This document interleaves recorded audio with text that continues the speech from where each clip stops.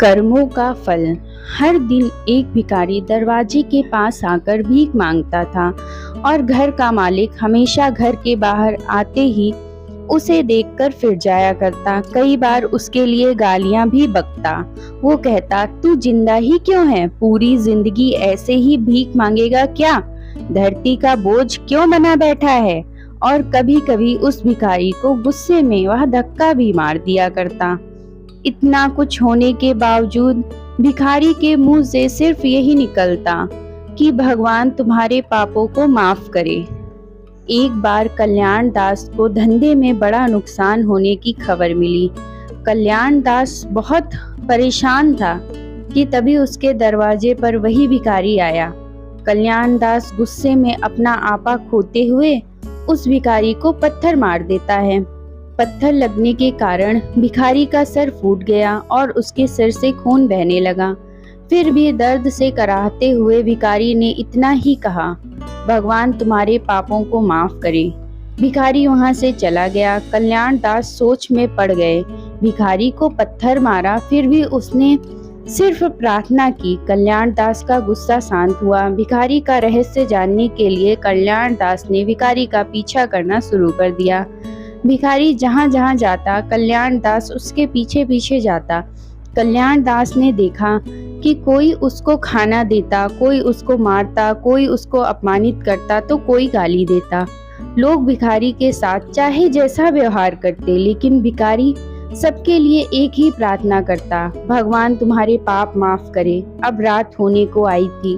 भिखारी अपने घर जाने के लिए लौटा। वो अपने घर पहुंच गया, लेकिन कल्याण दास अब भी उसका पीछा कर रहा था। एक पुरानी टूटी हुई खटिया पर एक बूढ़ी औरत लेटी हुई थी। काफी कमजोर और बीमार लग रही थी। वह भिखारी की पत्नी थी। अपने पति को वापस आता देखकर वह खाट से उठकर खड़ी हुई। पत्नी ने अपने पति के भीख वाले कटोरे में देखा, उसमें सिर्फ आधी बासी रोटी थी। उसे देखकर वह बोली, आज बस इतना ही मिला? और हाँ, आपके सिर से खून निकल रहा है, ये चोट कैसे लगी? बूढ़ा भिखारी बोला, आज बस इतना ही मिला, किसी ने कुछ दिया ही नहीं। सब ने गालियां दी और एक ने पत्थर भी फेंका, इसलिए मेरा सर फट गया। एक गहरी ठंडी सांस लेकर बूढ़ा भिखारी फिर से बोला, यह मेरे ही पापों का फल है। तुम्हें याद है कुछ सालों पहले हम कितने अमीर थे?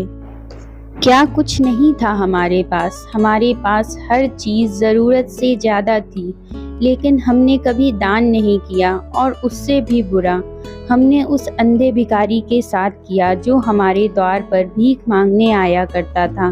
बूढ़ी पत्नी की आंखों में आंसू आ गए। वह बोली, हाँ, हम उस बेचारे अंधे के साथ बहुत बुरा करते थे, उसका अपमान करते थे, उसे खाने के लिए रोटी की जगह कागज दिया करते थे, उसका मजाक उड़ाया करते थे और कभी कभी मारा भी करते थे। मैंने कभी उसको रास्ता नहीं दिखाई।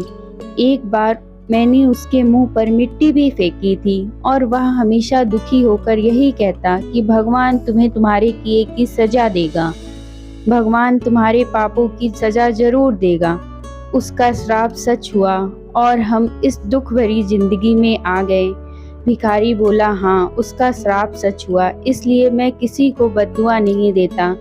चाहे कोई मेरे साथ कैसा भी बर्ताव करे, मैं हमेशा उसके लिए प्रार्थना करता हूँ। मैं नहीं चाहता कि कोई भी हमारे जैसी जिंदगी का अनुभव करे, किसी को भी हमारे जैसे दुखों का सामना करना पड़े। वो नहीं जानते कि वह कितना बड़ा पाप कर रहे हैं, इसलिए अनजाने में हुए पाप की ऐसी सजा किसी को भी नहीं मिलनी चाहिए। कल्याण दास वहीं पर छुपकर सारी बातें सुन रहा था। अब उसे सब कुछ समझ में आ गया था।